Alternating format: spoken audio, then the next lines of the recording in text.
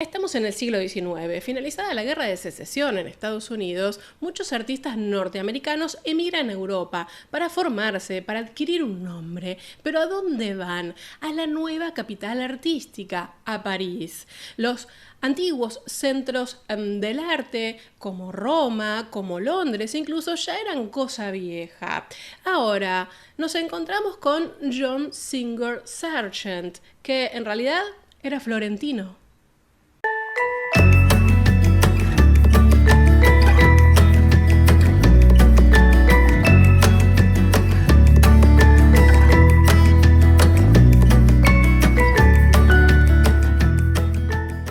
Les doy la bienvenida a un viernes más y hoy un artista que me habían pedido mucho. En la verdulería me decían, ¿para cuándo Sargent? Bueno, capaz que no tan así. Como fuere, es un artista que me interesa muchísimo traer al canal porque creo que a Sargent se lo tiende a encasillar. Y para mí es un artista bastante más completo de lo que se lo presenta habitualmente. Ustedes saben que a mí siempre me gusta, ¿no?, escudriñar y tratar de dar una cosmovisión un poco más amplia o quizás mencionar aspectos no tan conocidos de algunos artistas. Y vamos a necesitar aclarar algunas cosas de Sargent, porque en la introducción me pongo a hablar de los pintores norteamericanos y digo que él es florentino. La cosa es así, y es una historia bastante particular.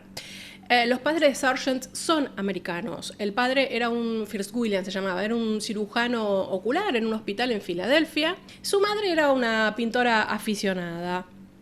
Se casaron y tuvieron un bebé que a los 2 años muere. Cuando esto sucede, la madre entra, Mary se llamaba, como en una especie de crisis nerviosa, depresiva, una situación muy angustiante. Entonces lo que deciden es deshacerse de todo e irse de viaje a vivir por siempre, porque así será hasta que mueran, una vida estética, una vida contemplativa. En ese momento, vale la pena aclarar, no era tan loco que existieran estos buscadores de belleza, gente que se dedicaba a eso, a recorrer el mundo y a encontrar objetivos, a ver cómo decirlo, estéticos, disfrutables en la naturaleza, en las ciudades, en cualquier lugar que se les presentara la idea de la observación. No eran una familia extremadamente acomodada, con lo cual vivieron una vida bastante modesta a partir de una herencia que ellos habían recibido. Viajan a Europa y empiezan a recorrer distintos países. Hacen un poco de base central en París, pero van a Alemania, van a Suiza, van a Italia. Y en uno de todos estos viajes, estando en Florencia, nace nuestro amigo John. Por supuesto, el pequeño sigue el derrotero de vida de los padres. De hecho, el padre escribe a un pariente en Norteamérica diciendo que mi hijo se ha convertido en un observador de la naturaleza animada. Claro, vivían paseando y recreándose. Esto también generó un problema, y es que nuestro pequeño John no podía entrar en la educación formal porque tenían un estilo de vida nómade. Entonces, un poco la madre, que creo que ya mencioné que era una pintora aficionada, trata de explotar este interés de su hijo por la naturaleza, por el paisaje, y le empieza a enseñar los primeros rudimentos de pintura y dibujo. El padre, que dije que era cirujano, era un muy buen dibujante anatomista. Y es así que desde muy pequeñín entonces, Sargent empieza a bocetar paisajes, a pintarlos. La madre le compra revistas para colorear y también revistas con imágenes, revistas ilustradas, en donde él, por ejemplo, copia embarcaciones.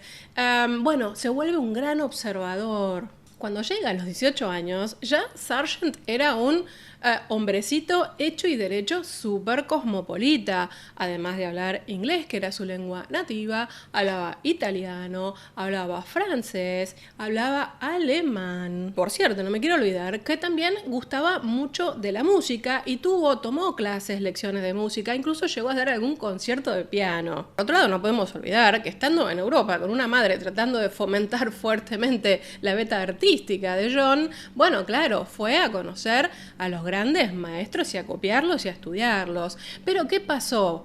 Venecia. Venecia para él fue un cambio. De hecho, les tiro una clave, algo que él escribió en 1874. En Venecia he aprendido a admirar inmensamente a Tintoretto y a considerarlo quizás solo por detrás de Miguel Ángel y Tiziano. Entonces, ya saben lo que voy a decir, ¿no?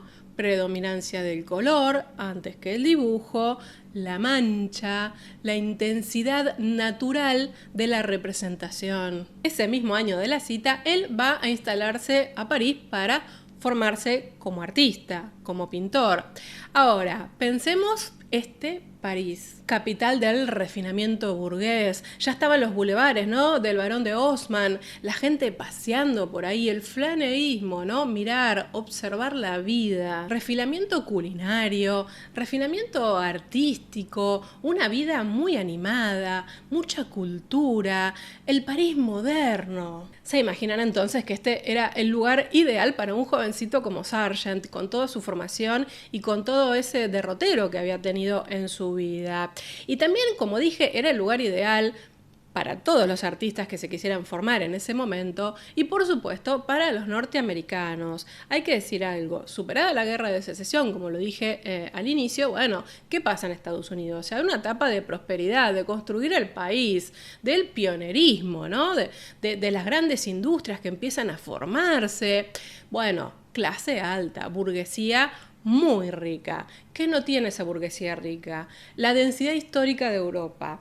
La aristocracia no tiene títulos nobiliarios. Entonces muchos americanos se cruzan al continente, digamos, al continente europeo para o tratar de casarse o emparentar con alguien, con algún noble muy típico del siglo XIX, y también para comprar bienes y cosas que no tiene Estados Unidos. Muchísimo arte, por supuesto, pero se importaban pisos, construcciones completas. Eso pasó en toda América, ¿no? Yo, por ejemplo, hablo desde Buenos Aires y también fue algo muy común del siglo XIX. Y en cuanto a la vocación artística de los norteamericanos, París, hacia 1880, cuenta con miles de artistas que se cruzan a formar en los diferentes talleres y opciones. Acá viene la cosa interesante, porque ¿cómo te formabas en París como artista? Bueno, o entrabas a la academia, a la École des Beaux-Arts, súper elitista, súper complicada, o te formabas en un taller de algún maestro independiente. Merita aclarar que para entrar en la École des Beaux-Arts había que hacer una prueba, por supuesto, que era bastante complicada. Tenías dos opciones. Podías elegir hacer un dibujo de una escultura que estaban ahí disponibles, o podías hacer un dibujo del natural. Tenías que hacerlo en 2 sesiones de 6 horas. Y les aclaro, menos del 10% ingresaba en el primer intento. ¿Y qué pasa con Sargent? Que él elige los dos caminos. Él entra en el primer intento a la École des Beaux-Arts y a la vez va y se inscribe en el taller de Carolus Duran. Y si ustedes piensan en la academia, ¿de qué vamos a hablar? De la predominancia de la línea, de las figuras equilibradas, de las formas proporcionadas. Bueno, se aprende a dibujar en la academia. ¿Y qué creen que se aprende en el taller de Duran? Y acá tenemos que hacer un minuto de apartado para Carolus Duran, quien era un artista hiper reconocido, sobre todo muy valorado por sus retratos. Y la verdad que era conocido por tener una técnica que para nada era promovida por la academia, una forma de pintar bastante enérgica, y además también era muy conocido por su taller, por la forma de corrección y de educación que tenía sobre sus alumnos. Duran sistemáticamente 2 veces por semana visitaba a sus alumnos, se paraba detrás de ellos y de la obra y sin hablar, sin mediar palabra, corregía. ¿Saben cuál era la única frase que decía Carolus Duran cuando terminaban las sesiones? Velázquez, Velázquez, Velázquez. Estudiad sin descanso a Velázquez. ¿Se imaginan?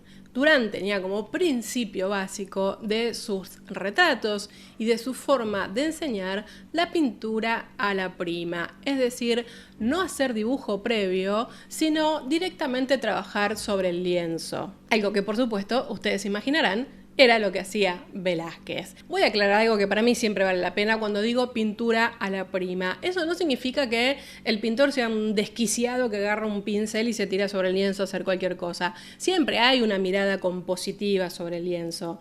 Y más aún si estamos hablando de un retrato, que no es que uno puede tirar cualquier cosa. Pero bueno, es una forma distinta porque uno no está limitado por el dibujo previo. Y es muy interesante porque lo que enseñaba Durán es, en la primera sesión, el retratado tiene que estar ya completo, a la prima, directamente. Sobre eso se pondrán las 5 o 6 capas de veladuras para, obviamente, tener una finalización adecuada de las carnaciones. Luego de eso se trabajará sobre la luz para dimensionar bien el rostro y la expresión y ya está. Si pensamos en el panorama artístico de la París de ese momento, es muy interesante, porque Durán, por un lado, los que estaban en la academia, piensan en Gérôme, por ejemplo, lo criticaban, decían, no, ¿cómo vas a trabajar sin dibujo? ¿Estás loco? Y por otro lado, estaban los impresionistas que decían, la verdad Durán es un flojito. A ver, pintura a la prima. No, hay que pintar a aire libre, la. O sea, es como que no terminaba de acomodarse con ninguno de los dos. No obstante, era un panorama, bueno, bastante amable, ¿no? Quiero decir, entre todos se conocían y se llevaban bastante bien. Han nacido ahí amistades muy profundas igual.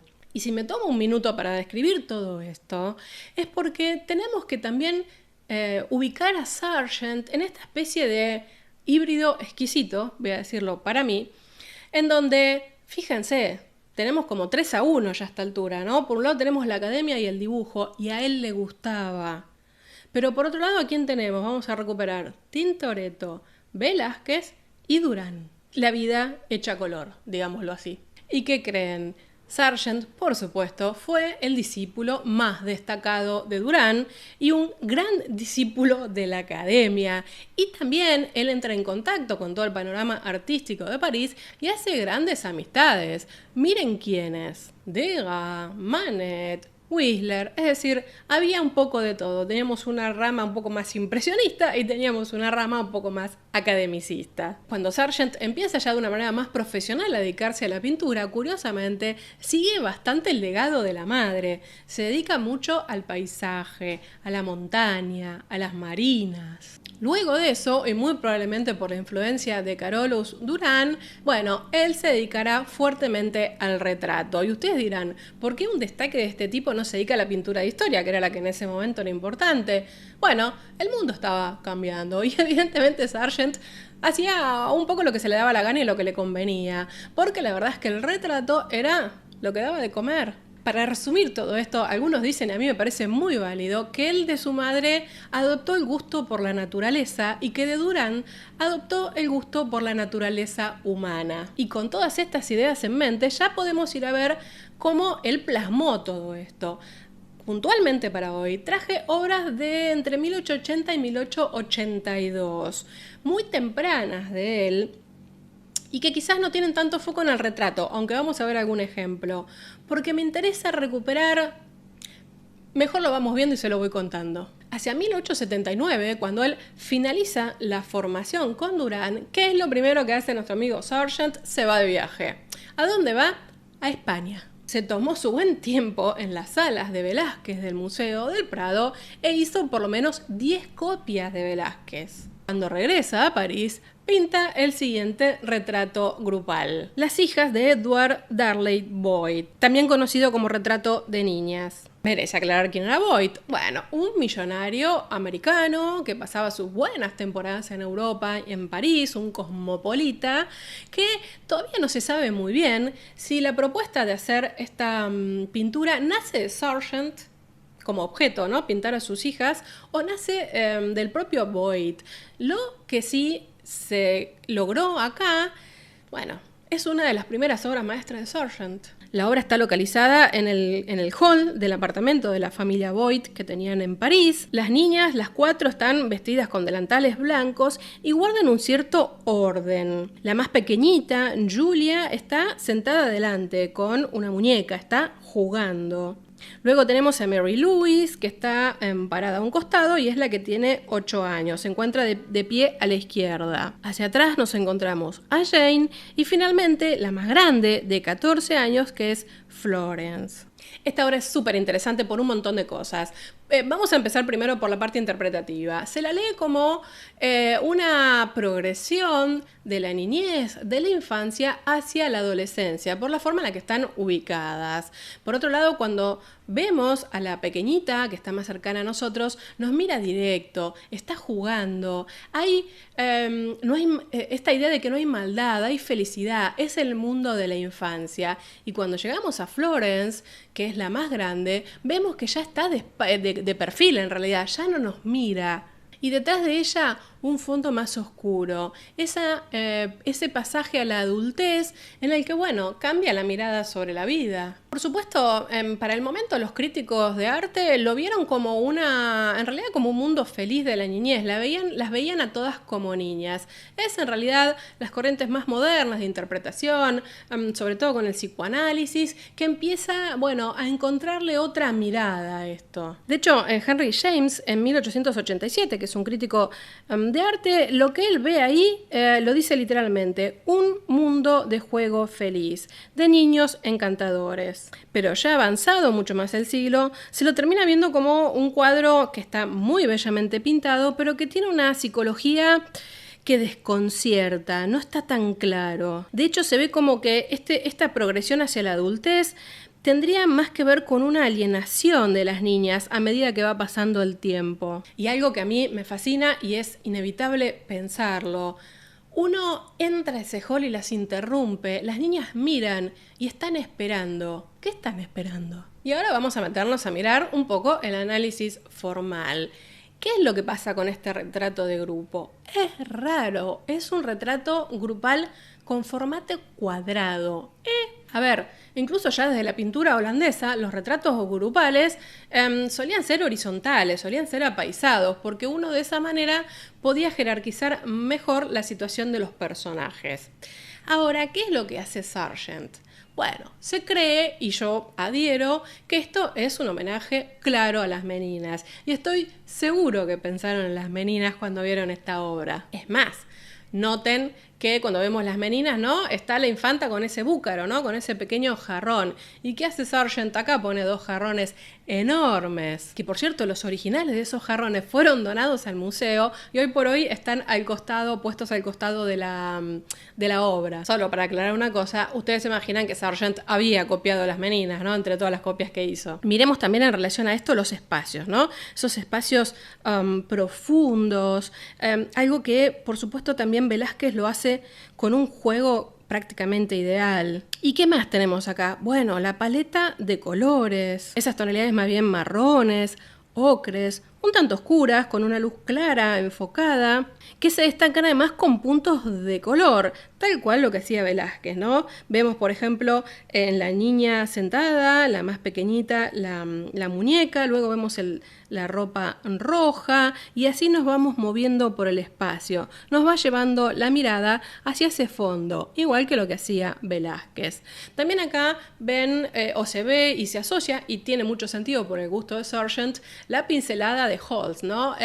Esta pincelada del barroco holandés, que yo creo que sí, que va perfectamente. Y ahora me voy a tener un minuto en este retrato, porque es del único retrato en sí que vamos a hablar, para contar un poco cuál era la técnica de Sargent para el retrato. Cuando a él se le solicitaba un retrato y lo aceptaba, porque, bueno, depende del momento, pero cuando le iba muy muy bien, no hacían en más de 15 por año, él iba a la casa del comitente para conocer la ubicación donde iba a estar colocado ese cuadro. Eso le permitía trabajar con la luz adecuadamente. Luego de eso, el pintor era habitualmente el que elegía el vestuario de las personas, con lo cual él iba al vestidor y elegía el vestido o la ropa que iba a llevar la persona que iba a ser retratada. Finalmente empezaba a trabajar con 8 o 10 sesiones en el taller de él. Ya saben lo que decía Carolus Duran. En la primera sesión él tenía el retrato terminado. El resto era ir agregando, mejorando, perfeccionando capas de veladuras, dimensiones con luz y color. Una vez que terminaba, él elegía el marco, lo enmarcaba, cobraba y él iba y te lo colgaba en tu casa, porque algo muy interesante de Sargent, era un moderno Sargent, era que él no tenía asistentes, él se preparaba todo, armaba los barnices, los colores, preparaba los lienzos, todo, incluso iba a tu casa y te colgaba el cuadro. Del Sargent retratista tendríamos que hacer una parte, por supuesto, pero ahora vamos a la siguiente obra, que también tiene ecos de su viaje a España. Él, cuando está ahí, además viaja al sur, a la zona de Andalucía, y boceta mucho. ¿Qué boceta? Algo que lo atrae profundamente. Música, color, el flamenco. Por tanto, cuando regresa a Francia, hace esta obra llamada El Jaleo. Y parece otro Sargent, esta no se la imaginaba, ¿no? Creían que solo era retrato. Y donde justamente nos mete acá en un tablao, ¿no? Es una pintura que cuando uno la tiene adelante, además por el tamaño enorme, un tamaño casi natural, uno entra en el escenario, está ahí, con los chasquidos, con la guitarra, con el sonido. Y mientras entramos a este escenario, ¿qué nos encontramos? Con la bailarina, ¿no? Que está girando, así, tipo un remolino, como un movimiento dramático. Y los guitarristas de fondo, acompañando, con la cara oculta. Algunos ven también aquí un homenaje a los fusilamientos de Goya. El hecho de que estos hombres no se les vea la cara y el tipo de iluminación es muy parecido, hay que decirlo, ¿eh? Si pensamos en la paleta, ¿y a quién encontramos? A Velázquez, a Tintoretto, a Durán, esos marrones, grises, ocres, crema y toque de color, ¿no? Como decíamos también en el retrato anterior. Miren el rojo de un lado, la vela encendida del otro, el blanco de la bailaora. Incluso me fascina esa mano, ¿no? Plasmada en la pared, como si alguien sucio hubiese tocado algo. A mí este cuadro, ¿qué quieren que les diga? Me fascina. Incluso voy a decir más. Este cuadro, cuando él la presenta al Salón de París, un atrevido Sargent. Una escena de género. Acá hay gente común haciendo cosas comunes. Bueno, con un tamaño de formato de historia. ¿Y qué pasa? Y le va muy bien, porque miren lo que es. Y ahora, antes de pasar a las obras siguientes, así no se hace muy largo esto, miren la foto del museo donde está, que es el Isabella Stewart Gardner. Por cierto, era una gran amiga de Sargent, esta mujer, que hizo su propio museo en Boston, que es una maravilla. Y miren cómo lo emplazó. Todo un ambiente, toda una preparación muy del sur de España, súper atractivo. Este museo es muy interesante, igual, charlita de café muy rápida, porque Isabella preparó todos los ambientes en donde montó las obras que ella iba comprando cuando hizo el museo, y cuando murió por herencia, quiero decir por testamento, dejó como consigna que no se tocara nada. Tal como ella lo decoró, es como hoy se visita el museo. Y es muy interesante porque, bueno, miren cómo ella iba pensando la ubicación de cada obra en función de ambientarla para una presentación casi teatral, una atmósfera envolvente. Cerramos charlita de café y nos pasamos a las últimas obras que vamos a ver hoy. De este Sargent que captaba, que miraba, que era un gran observador y también que buscaba ecos diferentes, otros caminos que no fueran solamente los del retrato. Y bueno, él también viaja a Venecia, de nuevo, ¿no? Fiel a su estilo de vida que traía de la familia. ¿Y qué es lo que hace en Venecia? Hace una serie de obras que, bueno, vamos a mirarlas. Un interior veneciano. Nos encontramos ante una situación del común, venecianos del común, en un momento de sus días, con las ropas típicas. En un interior vemos como la luz de fondo, ¿no? Empieza a penetrar en esta suerte de sala.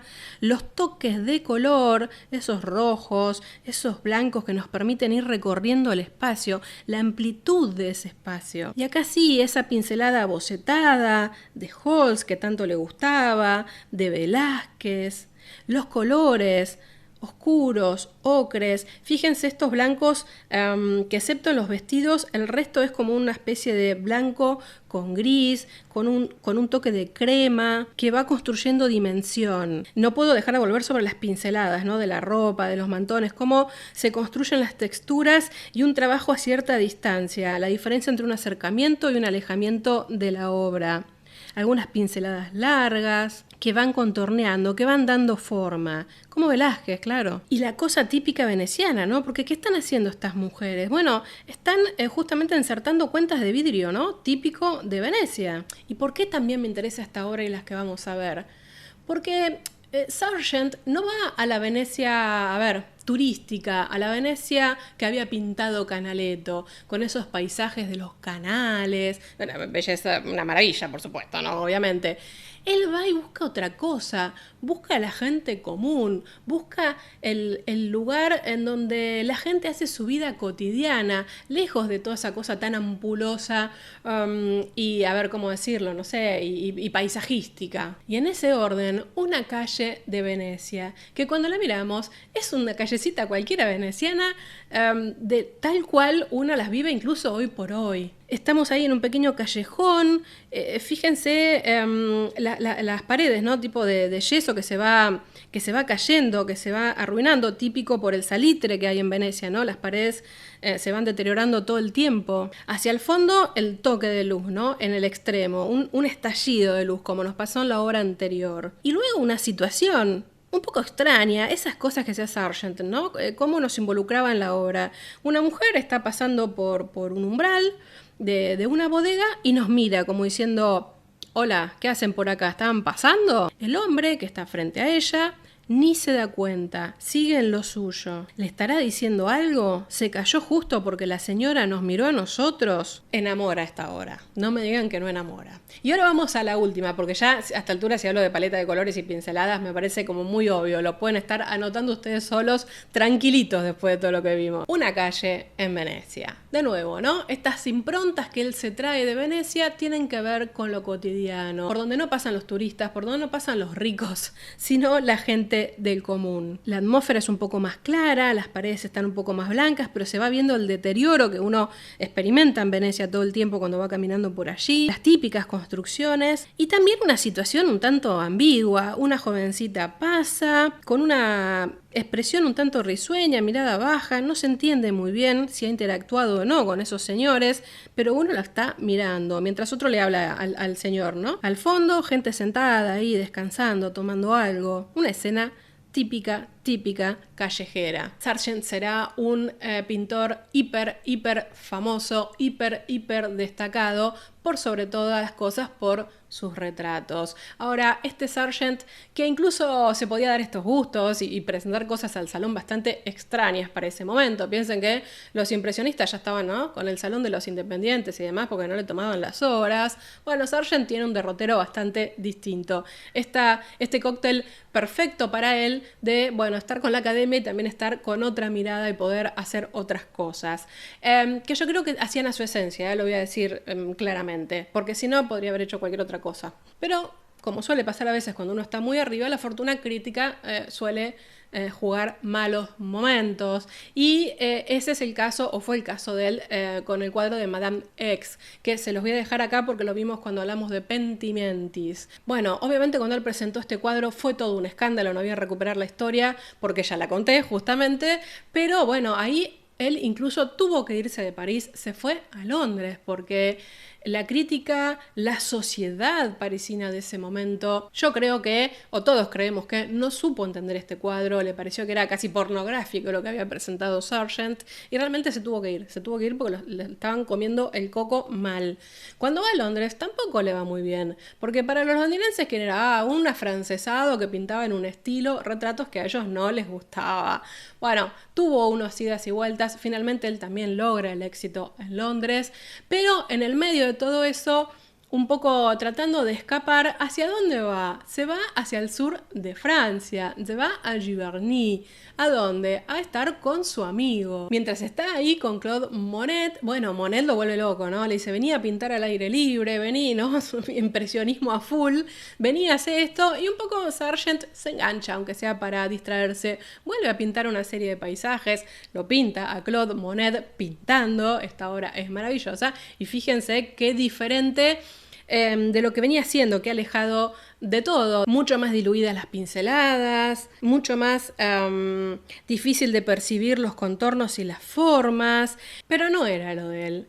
Él no no encajaba con algunos preceptos del impresionismo. Él no creía que fuera necesario pintar au plein air, es decir, al aire libre. Él consideraba que en taller se podía lograr también un muy buen paisaje. A pesar de todas las variantes que hay en el impresionismo, no era la pincelada con la que él se sentía cómodo.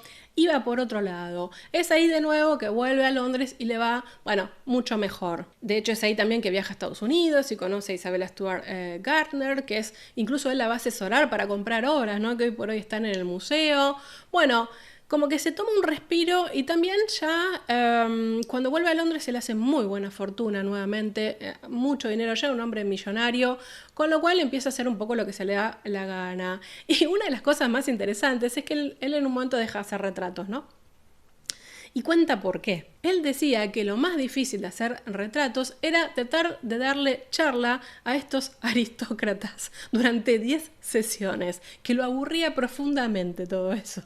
Luego, ya entrados en el siglo XX, la fortuna crítica de él vuelve a caer, ya no se lo consideraba, digamos, un buen artista, decían que era frío, que no tenía buenos retratos psicológicos, miren cómo van cambiando las miradas, ¿no? Que no había entendido las vanguardias, que no le gustaba el cubismo. Bueno, sí, ya era un pintor más que formado, ya había pasado su hora, estaba prácticamente retirado. Y a mí me fascina porque él en alguna entrevista le dicen, bueno, ¿por qué no entiende el cubismo? ¿Por qué no le gustan las vanguardias? Como que si fuera un retrógrado, ¿no? Y él responde, a mí me gusta el Greco. Como fuere, ya muerto él, la fortuna crítica cambia nuevamente. Hoy por hoy se lo considera uno de los mejores retratistas de su época y de todos los tiempos. Se le llegó a decir como, ¿no?, el Van Dyck de su momento. Y dejó una obra extensísima que vamos a recuperar en algún otro momento. Si les gusta, me lo hacen saber en los comentarios, desde otro lugar. Quizás nos podamos focalizar un poco más en este Sargent y su éxito en el retrato. Gran retratista, ni hablar, no lo voy a decir yo. No vengo yo a descubrirles nada nuevo. Espero les haya interesado esta entrada, tratando de recuperar la otra parte de Sargent, la que quizás se olvida, porque bueno, fue como el gran pintor de la Belle Époque, ¿no? El gran retratista cosmopolita de la Belle Époque. Y a mí me parece que él era un poco más que eso, por eso quería hacer esta entrada puntual. Como dije, espero les haya gustado. Si es así, me regalan un like, compartan, por si a alguien le interesa conocer estos temas de arte o si le gusta Sargent, a ver qué opina. Me hacen saber en sus comentarios si quieren una entrada orientada al retrato o algún otro aspecto de Sargent que les parezca de interés. Respiro, les dejo mis contactos y nos vemos el próximo viernes. Adiós.